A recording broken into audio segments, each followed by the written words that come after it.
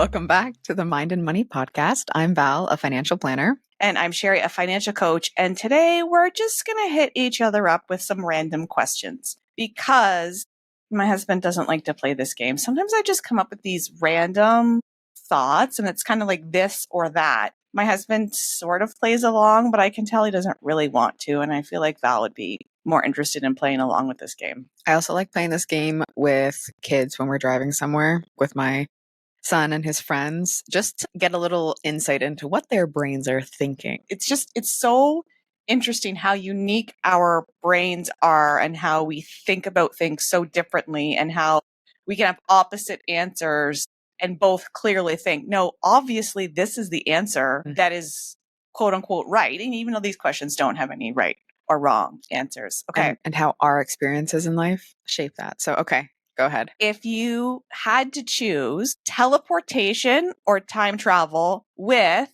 the time travel can't location travel. So if you're traveling 10 years back right now, you would be sitting right here too. But then you could drive places. Yeah. But the magic just isn't location specific because Jason tried to do that. Jason tried to I would choose time travel, but then I would just time travel from here today to there or yesterday. I'm like, no, that's both together. Yeah. I think I would do time travel to spend more time with people that I wish I could have. And then also to experience what different eras were like before and after certain things. Teleportation would be sweet though too, because you could go different places right now and just be like, oh, I'm cold. I want to go here. Oh, I want this food. I want to go there. Oh, there's something here. I want to go help them with this. And travel time. I do wish I had my own driver, current state. You're like the Lincoln lawyer, but like the Lincoln financial planner. You're just working away and somebody's driving you around. Yeah, but I don't want a self-driving car. I don't trust those them. Are a little freaky. Yeah. So the universe gave me a solution and I was like, nah. So is your final answer time travel? Yeah. I'm teleportation 100%. And when you said that, I'm like, oh yeah, spend time with loved ones. I feel like a bit of an asshole that I'm going to immediately go teleportation. But for me, who loves being here, if you didn't listen to the last episode, depending on what order we put them in, like Val and I have been at our cottage this week.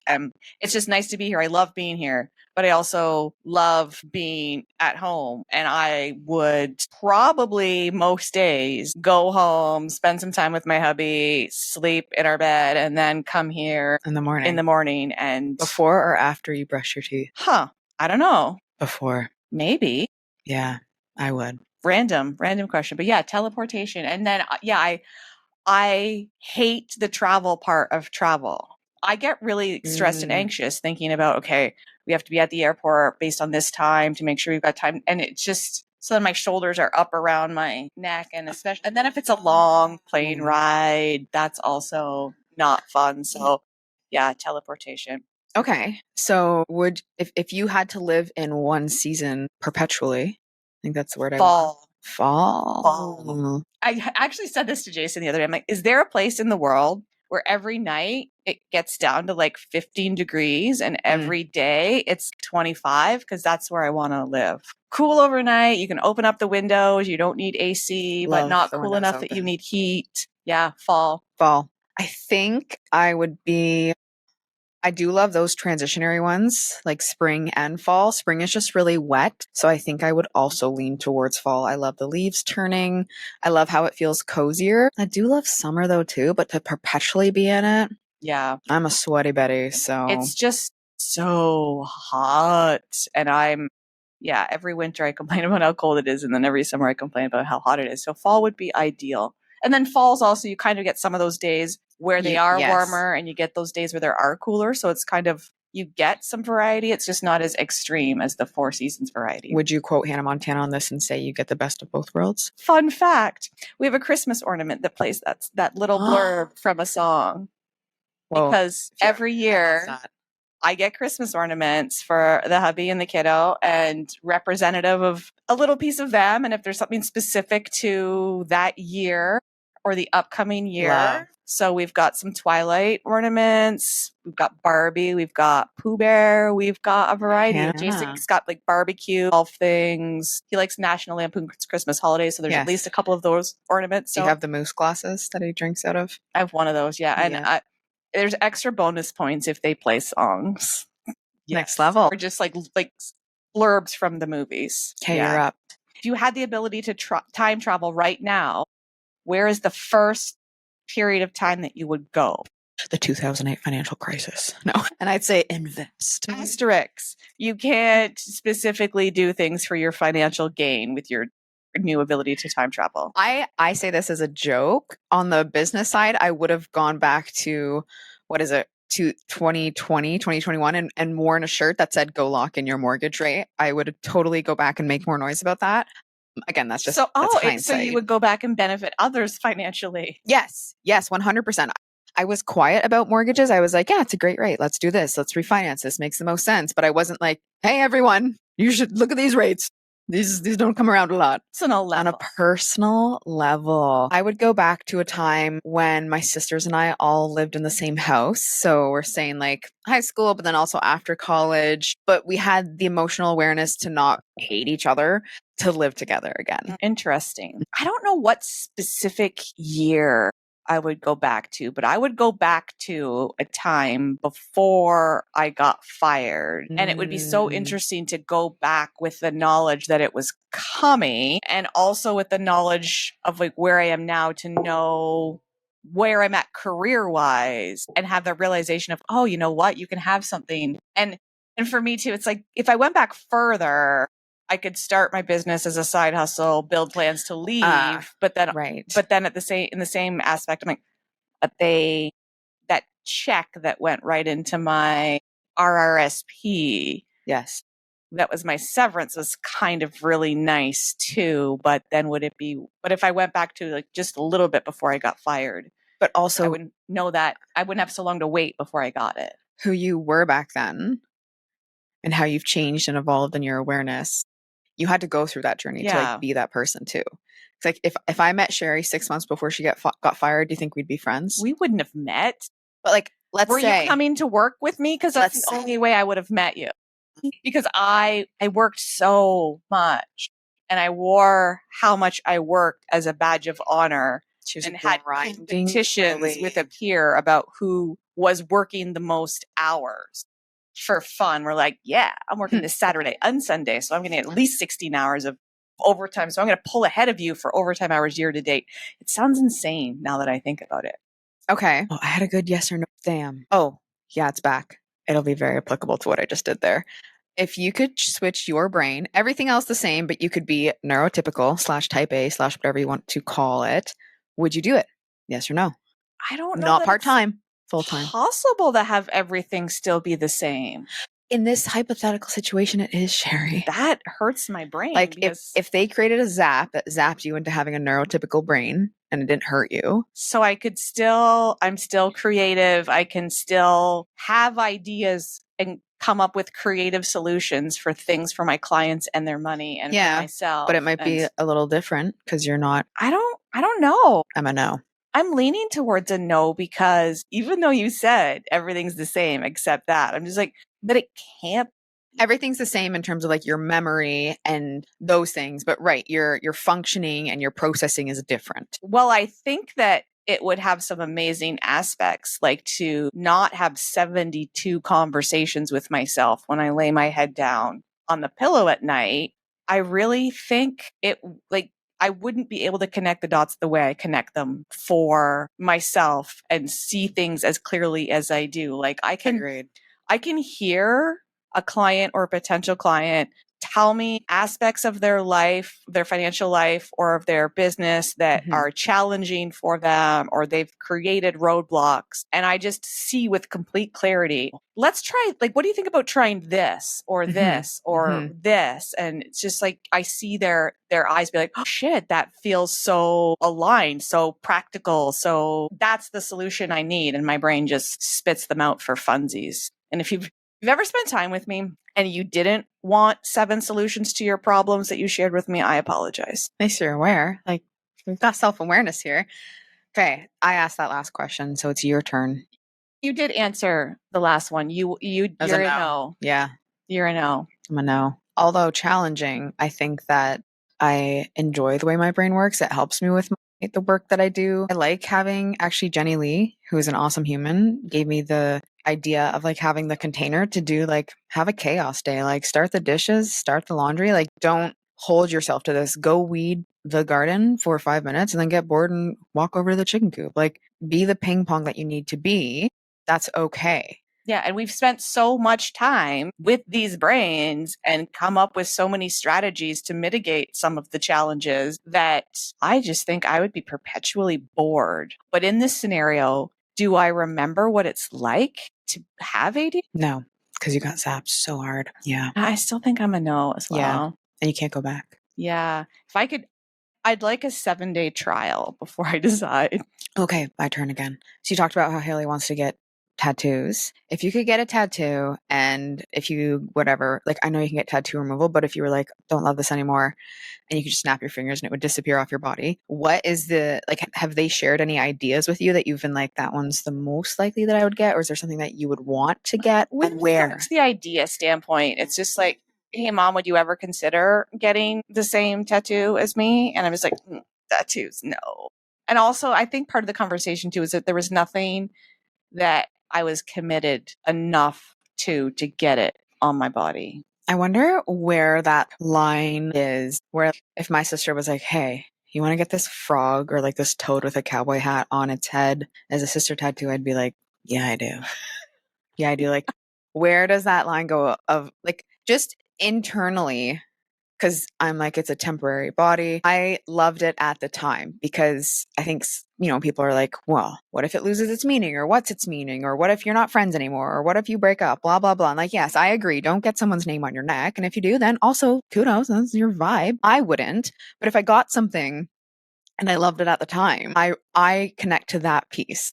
But the interesting piece in your brain, you're like, I'd have to love it enough to put it on my body forever. And part of it might be that I have tattoos and I'm like, well, and part of it for me too is I fucking hate needles. Needles. See, but yeah, but and I know it's not the same as a needle, but it's like acupuncture but a million fucking times. Yeah, but then just get a little cute little heart. A heart mole. Those are in right now. A little butt heart mole. But also, if I'm going to get a tattoo, if I'm going to go through the pain and discomfort of getting a tattoo, I don't want it to be somewhere that nobody sees. Oh, you want to be like, I am a tatty baddie. I don't want to get it on my forehead, but somewhere that somebody would see. You want to be like paying for something and be like, oh, my wrist slipped up.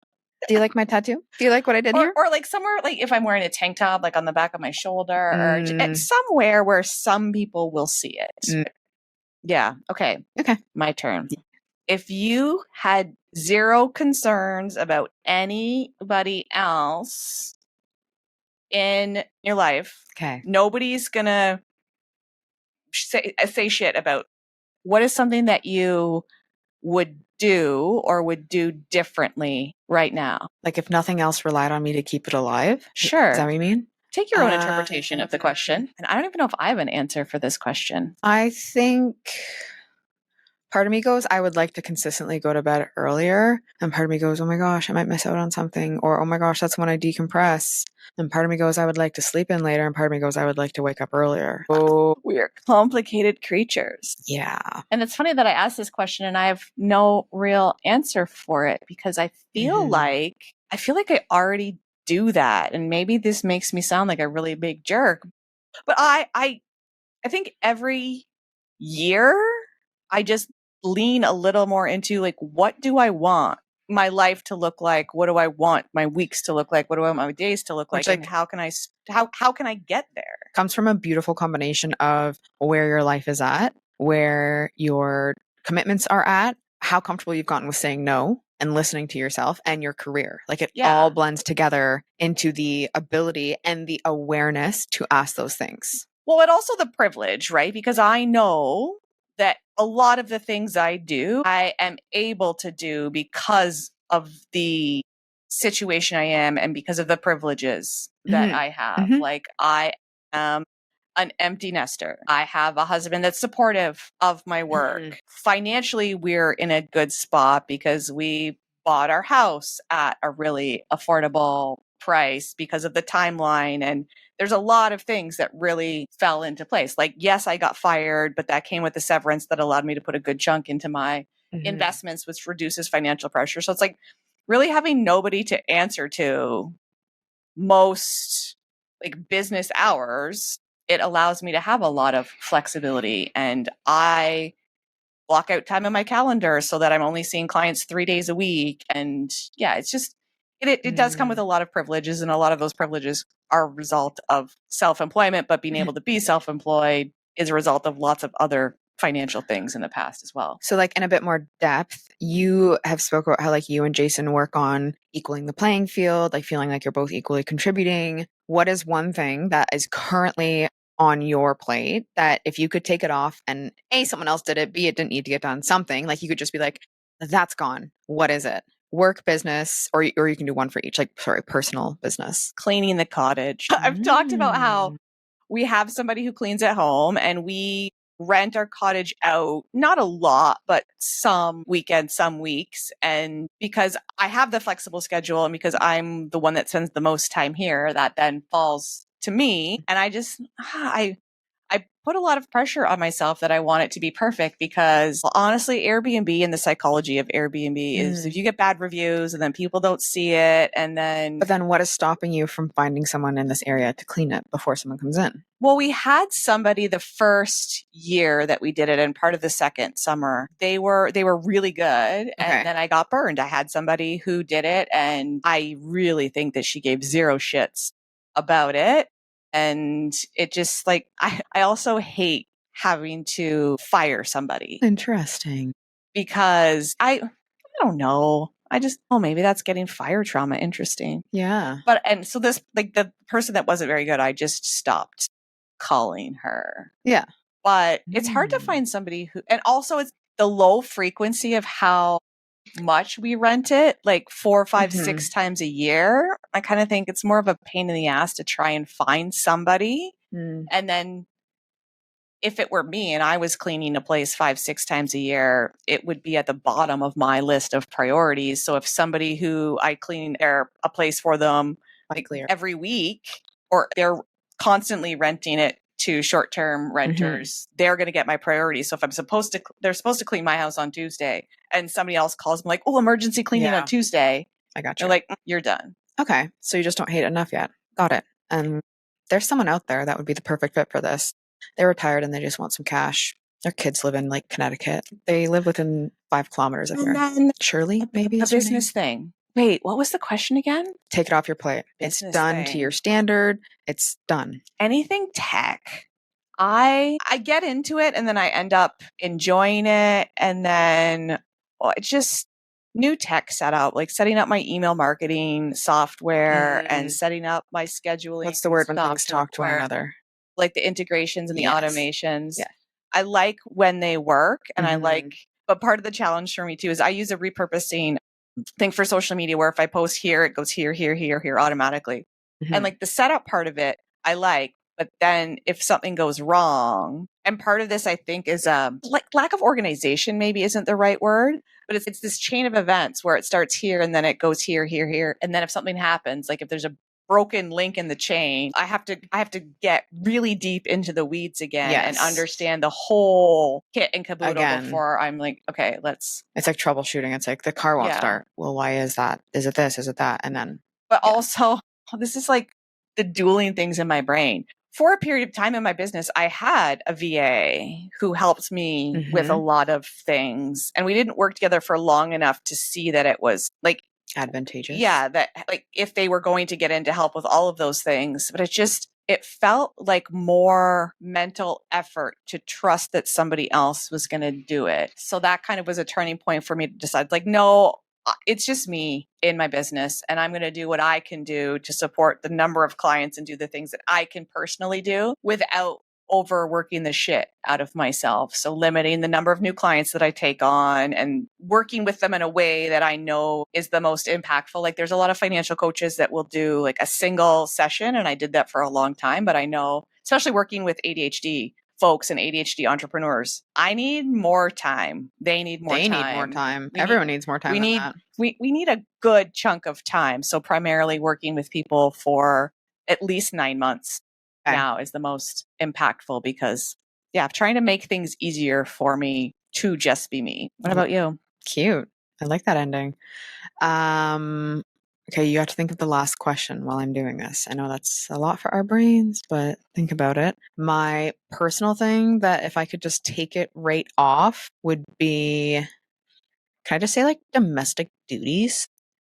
Dishes, grocery shopping, although I get that like that's pretty minimal now. Like say like dishes and laundry, and even then it's not that bad, but I enjoy like a tidy space. I do like when we come here and I feel like we can both live comfortably collegey. I know I'm gonna do those dishes, but like we're both okay with them sitting there. It's not like one of us is like when dishes. I'm here by myself, I'll say I come on a Sunday night. Sometimes it's like Wednesday or Thursday where I'm like, oh, I should probably do a dish. But I appreciate you because you shared that with me early on when we started hanging out, and I was like, okay, good. Like I can match that energy. But there's something about in my own house, because I think it's about there's more than just me. So then if I stay what's the word? Repetitive with it, then it's not such a big thing. It's not like there's, oh my gosh, so many dishes from 3 people here over the weekend. It's like, yeah. But are 3 people equally doing the dishes? More now, but still definitely more on my plate. Yeah. Yeah. So that's the personal side. I like the other stuff. Like I like gardening. I like doing stuff with the dogs. I like decluttering stuff. I like washing produce now and having it in containers to eat. I mean, like if it were done for me, I'm not complaining. But I'm like, oh man, the cherries are washed. I can just take it with me in the vehicle. Work-wise, definitely administrative things such as paperwork, small client care things like beneficiary changes and follow-ups / scheduling. Mm-hmm. Yeah, you're the difference in the career path that we each have is yours comes with a lot more official paperwork. A lot more. So much more. I actually designed things so that I have as little paperwork to manage as possible and as few client related admin things. Like when a new client starts, it's heavier where they get the prep work, but that comes automatically and then I review it. And I use AI on my Zoom meetings to summarize things and give me a to-do list to make sure. Did you ever think of like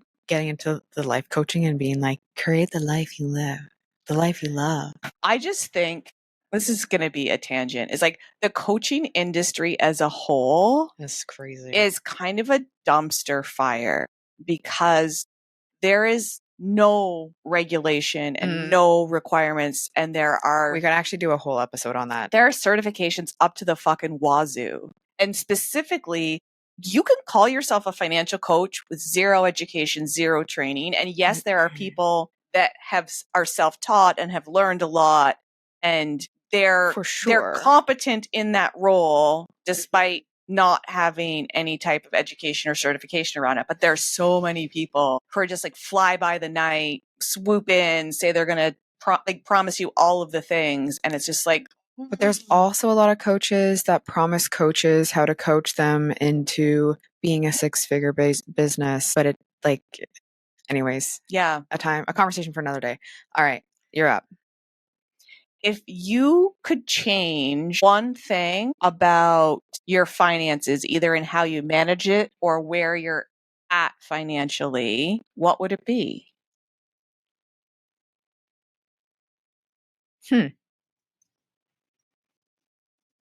Long dramatic pause. Yeah. And win the lottery is not an option. No.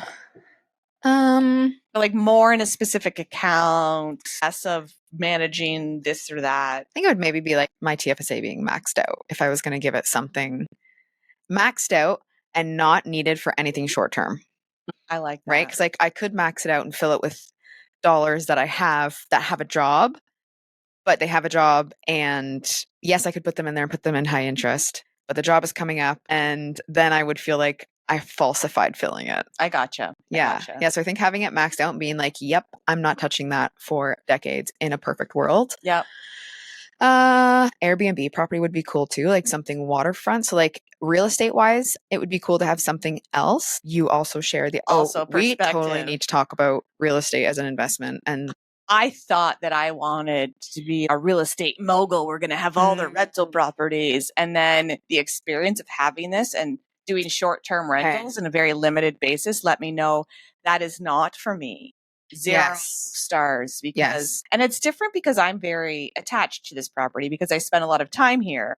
Right. And then when there's strangers here, I'm just like a little apprehensive about trashing the place. But knowing that there's people in a space that you're heavily invested in financially and that you don't know what they're doing. And in theory, maybe a long-term rental, I don't feel like that, but maybe I feel like that way worse. Yes, but I have the thing that I would change is I had the opportunity to buy a house when I was 19 for $180,000. I would have bought it. I would have made it work. Oh my God. Stop. It hurts so much to think about it. Anyways. It would be worth so fucking much right now. Yeah. So, but it was like not confident in my decision. I didn't feel like I had support from my partner. It was kind of like, yeah, if you want to go do it. But I didn't really talk to my parents. And I was just like, probably not. I was in college, like all of these things. But now I'm like, should have bent over backwards to make that work. But then how do you think it would have worked out if you had done that financially, knowing now what you know? How? I would have definitely worked with my parents to figure it out. Like they would have absolutely been on board if I brought a plan to them. I know it sold a couple years later for double the price. I could have had it as a rental, like so many options. Yeah. It is what it is. Yeah. I also would have bought a farm when I was 3. Whatever. I recall with as little as I remember from my childhood years, I remember vividly when I don't know how old I was. I was around the age where you played with Barbies because I had a Barbie Corvette and it was shiny and pink. And also aside, I didn't get the package of stickers and my friend had one and she got the package of stickers. So I didn't have the mirrors and the license plate. Oh yeah, it was the worst. But I remember vividly saying when I'm older, I'm going to have 2 Corvettes. Interesting. And I remember my parents like, whatever. Yeah, hindsight, I want 0 Corvettes. No, that was on the wants list. Yeah. She gone. But one thing I would change financially, and this is something that I can change. So having the confidence to self-manage all of our investments, because right now I self-manage new money that we're putting in, and for the last 3 or 4 years, any new money that I can totally help you with this. Let's do it. I was actually thinking about you yesterday. I'm like, I should just ask her. Yeah, and having somebody else manage the biggest chunk of it, which is primarily my work retirement stuff. But you want the confidence to manage it all. Yeah. And also the logistics of fucking moving it. Oh my God, it seems such a headache. It's not. Because I tried to, I don't know if you ever, there was a savings bond program that I used to contribute to off my paycheck every year. And then I use that money for Christmas. And there's just a little bit hanging out in it. And I tried to withdraw it and transfer it into my Questrate stuff. And I did something wrong and it didn't move. And the amount in there is small. And so to go through all of that and then to not have it work, I'm just like, but if it was all of these funds I'm trying to move, that would be so stressful and I would be irritated. So yeah. No. I know. And this is something we've kind of gone back and forth about, but because I check my Questrate investments way more often than I should. Okay. Daily. Don't do that.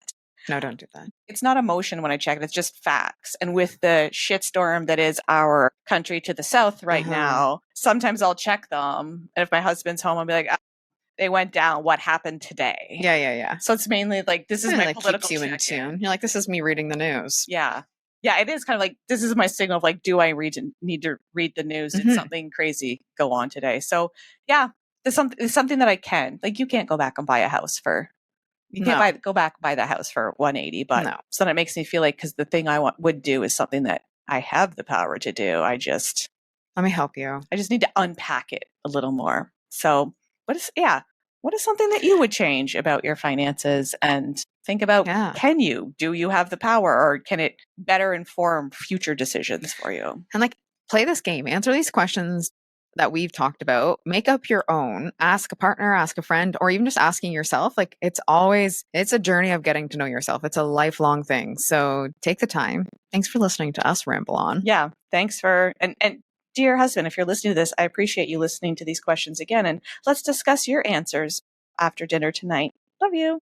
All right. Thanks for listening. And we will see you next time on the Mind and Money podcast.